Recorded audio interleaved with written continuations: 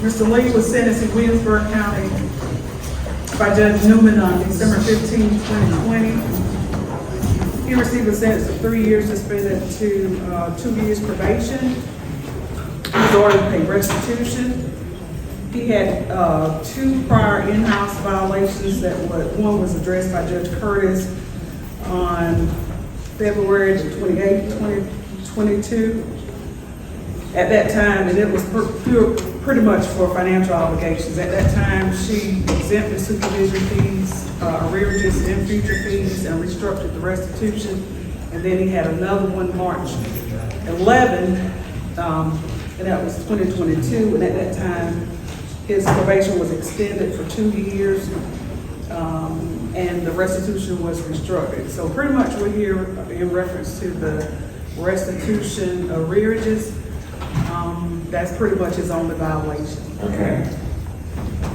Place your left hand on the Bible, raise your right hand. You solemnly swear or affirm to tell the truth, the whole truth, and nothing but the truth, so help you God. So how much restitution do you got? He has a balance of $1,602. Okay. Well, good morning, Your Honor. Good morning. Your Honor, I have the pleasure of representing Mr. Lee in this matter. My client is on SSI, Your Honor. He gets approximately $600 a month. I've spoken with Triple P, and they've indicated that they're willing to do some financial arrangements so that he can continue on. We respectfully ask that you allow him to continue to pay $50 per month beginning in October 1, and just so the court will know, he may have a legal matter that may present a settlement. We can't say as to what it is, what it will be yet, and we may be able to clear up some of this at that time. Okay. Then how long do you think for this legal amount will come to fruition that we can really get this? Your Honor, when it comes to insurance companies and lawyers, I would anticipate that we may be able to resolve this between now and perhaps Christmas, but I don't know. I mean, we've done a demand letter. I haven't gotten a response yet. Well, it's extended out to December of 24. So, do y'all have any objection to that? No, sir. Okay. All right. Thank you, Judge. Yes, sir. Thank you, Your Honor. Just have a seat. Donald Love.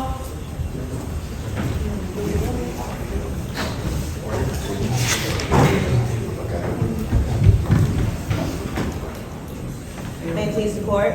Yeah. Appearing before you is Aaron McClary for warrant number W45180013. He was sentenced on indictment number 17GS4500065 for assault and battery second degree on March 30th, 2017. Sentence was 2 years, suspended for time served, 1 year probation, special conditions. Warrant was issued on March 29, 2018, to serve on August 1st, 2022 for the following. The offender failed to report as instructed and last reported on September 19th of 2017. He has moved without permission and no longer resides at the residence given upon his initial report to the probation office. He has failed to pay the supervision fee as required by the department and is currently $370 in arrears. This is also his balance. He is thereby... Hold on just a minute. When he was placed on probation on March of 2017, and when's the last time he reported? September 19th of 2017. Okay. All right. Okay. I'm sorry, go ahead. That's okay. He has thereby failed to follow the advice and instructions of the agent, and that he had the conditions explained to him, and he signed indicating that he understood them. Okay. Yes, sir. Step forward, place your left hand on the Bible, raise your right hand. You solemnly swear or affirm to tell the truth, the whole truth, and nothing but the truth, so help you God. Yes, ma'am. May it please the court, thank you, Your Honor. Your Honor, as Agent Bell has read, Mr. McClary was on probation starting in 2017. I think the period of probation was to end in 2018. He's got roughly $307 and he owes, I believe, the probation due fees. Based on the age of the case, Your Honor, and the fact that the probation period is supposed to already concluded by now, and I believe, if I'm mistaken, Agent Bell, please correct me, I don't believe Ms. McClary's picked up any new. Not that we are aware of. Not any new charges, in this, I guess, 5-year period since March 30, 2017. So, Your Honor, we would ask for his termination to be suspended or to be terminated, and for his $370 to be turned into a civil judgment, Your Honor. He didn't report it. Since September 19th of 2017. And although, Your Honor, although we did not report, and I would probably, what I would submit, Your Honor, is that the basis or the purpose of probation is to ensure that while they're on probation, that the person on probation does not go down the proverbial wrong path again. That they don't find themselves in any new trouble. That they don't pick up any new charges. And I believe that if he's gone from March 30th of 2017 until September 1st of 2022, he has not been in any trouble. He's completed, I think he successfully completed the spirit of what probation is supposed to be in place for, which is to ensure that the person demonstrates rehabilitative behavior while they're out. Yeah, but the judge gave him a break by giving him probation, and he didn't report for a year.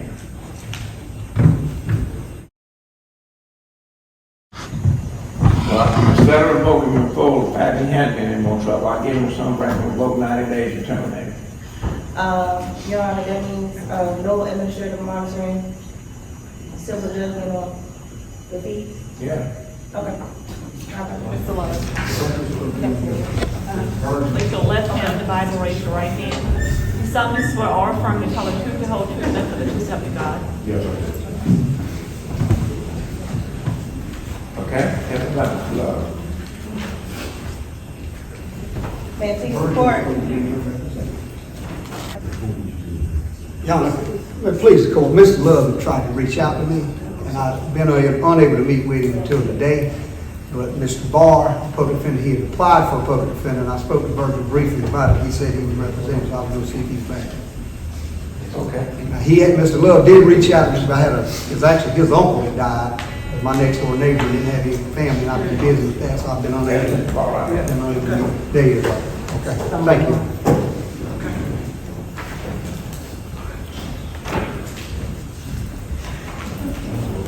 Mr. Love was sentenced on April 13th, 2021 by the Honorable you, sir, under indictment number 20 GS 2022-00751 for enhancement third or sub-offense value $2,000 or less. This began on April 13, 2021. Sentence 10 years, suspended 5 years probation. Restitution in amount of $577 plus court costs. Indictment number 20 GS 2604. He had some problems with his monies, and we did a consent order to restructure his fees or what have you. And we tried to locate him several times. Spoke to his mother, who said he took the car, don't know where he's at.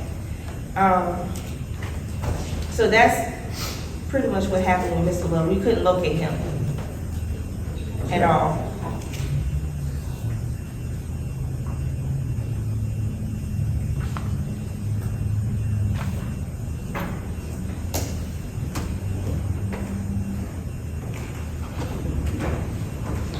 All right, then. What about Mr. Barr? They want me to revoke him in full. He's got 10 years. Your Honor,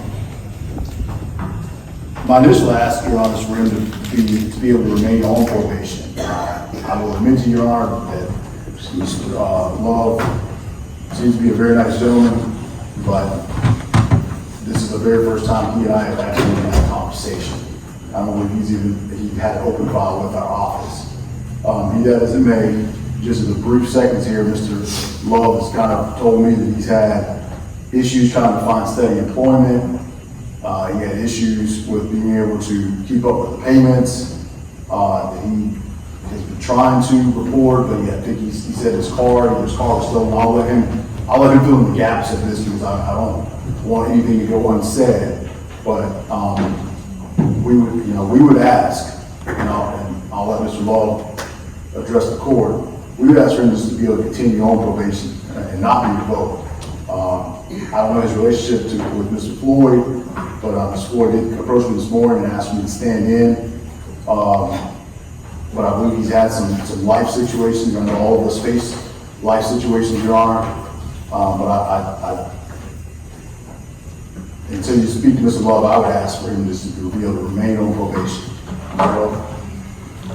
Your Honor, since I saw you in court, and I'm not trying to retry that case, but there were some things said by the solicitor at that time that were absolutely not true. I accepted his probation and the plea bargain because she would not drop one of the charges that was not so. She never turned over any discovery on that charge. And that was the charge of assault, second and third, I think it was. I asked for the video on that several times. They never would do it. The reason why they wouldn't do it is because there was no assault that occurred. When I left that store, a guy and a girl came out there with a phone, and the guy came out there and said, "Hey, buddy." I said, "I don't know, you get away from me." I got in the car, he came up behind the car, ran up over there and hit the trunk of the car, said, "I backed into it." No, sir, I did not. That's why they would not turn over the video on that. She told me if I did not accept that plea, that if I did not take that charge, she would not give me the plea deal on the rest of it. That was the first one. Before that, when I was arrested, I was taken to jail. I never went before a bond court judge. I was denied my bond hearing, and I wasn't even given a bond for several months. I think it was like 120-something days that I stayed in jail before I got a bond hearing. And I finally got one upstairs on my mother paid. She's 87 years old, Your Honor. She's getting up there, and I don't think all the faculties are quite there. She don't hear well, she don't see well. But nevertheless, she's a loving mother. She's never been in trouble, never taken a drink in her life, never smoked a cigarette. She's a Christian. She raised me good. I've made mistakes in my life, and I've done things that I shouldn't have. I accepted that plea. And I did not speak out that day for the fear that that solicitor that was trying that case, she said several things that were not so. She went back and things on the record that needed to be actually amended and the truth be put in my record. I don't want to address all that today, but these are things that have been following me for a long time. I know that I have a past. I paid my debt to society on each and every doggone thing I ever did that I was charged with. Pled guilty to it, took the punishment, and I paid my debt to society. This third subsequent offense feels like I'm being tried all over again for something that would have normally been a 30-day charge. I mean, I'm not a lawyer, I don't pretend to be one, but I've been in and out of the system several times, and that's not doing any good. There was some added pressure put on. Something that I really didn't want to have to deal with, but had to deal with because it's a part of life. One is trying to take care of my mother, my brother being there, a little bit of stuff going on there. I tried to get work. I went to truck driving school after I got out of prison the last time. I got an achievement of academic excellence as well as graduate trucking school. While I was there, I went to take my driver's test, and COVID shut down DMV. My permit expired, then I had to go back through and take all the tests again, from the permit test right on back up to the driver's test, which is where I was at before COVID shut down. Since then, they came out and passed another law, you have to have additional classes. I didn't have the money for that and to pay my probation. And between that, before all that started, I had been in an auto accident, and I fell off the ladder before that. I had several bills standing, which were hospital bills. I had over $100,000 in hospital bills. This was before I got on probation. And and I tried to get my lawyer to do some kind of, in court when we were doing the probation. Another thing that was not presented in the initial hearing was that when I was in one of the stores that I was pled guilty to, there was no merchandise that was actually taken from the store, it was left in the store. On two of them, I know of personally. I understand that, and I'm not really trying to case you down on probation for. And my issue is you haven't been reported. Yes, well, I was reporting, and I was reporting steadily. And I explained these things to my probation officer. I told them about all of this that had happened up to that point. And I was reporting, I would call, she said, one thing I ain't got to worry about you, you'll call in. I said, if you call in instead, you talk too much. But On the 18th, he came into our office, pretty much gave me that same spiel that he's telling you. I told him I would try and help him. So I did a financial citation, I did a paperwork review in-house to kind of exempt a lot of his monies. And I told him that the only thing I needed him to do is make sure he stayed in contact with his agent.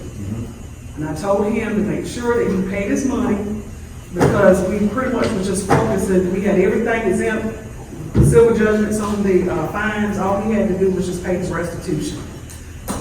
He went MIA. I know what's told. Excuse me. Hold on, go ahead. He went MIA on us. We went out to the house, we made several phone calls.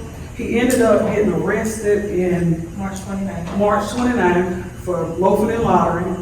What? Yeah, we got a phone call. What?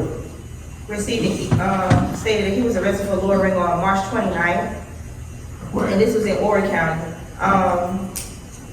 I also spoke, he missed his recording, he was scheduled to record, and he slow. Made several attempts throughout April, finally talked to his mother on June 24th, and she stated that she hadn't heard from him in a while, she was worried, took the car, don't know where he's located at.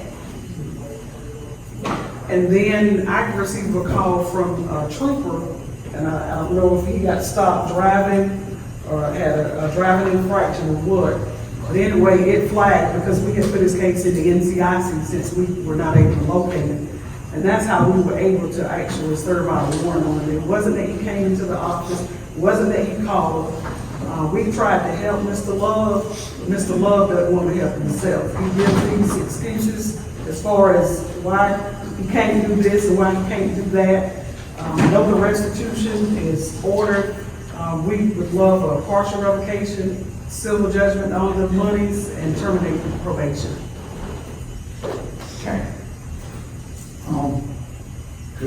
I'll say one thing, it was not a trooper. Actually, I was taking my mother to a doctor's appointment in Lexington when I got shot. McClary. And that was the first time I had drove that, so I was trying to set the truth, so that's my fault.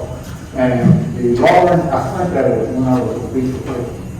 I didn't have a place to stay that night, and I went to sleep in the car, and I got charged for sleeping in my car. That's what that was. Yeah, but I mean, that was better than trying to stay out driving around. Yeah, oh, yeah. With no gas, no money, and endanger somebody else's life. I didn't want to endanger mine or anybody else's driving and falling asleep, so I told her to call me up and I went to sleep right there. All you had to do was stay up with your probation agent.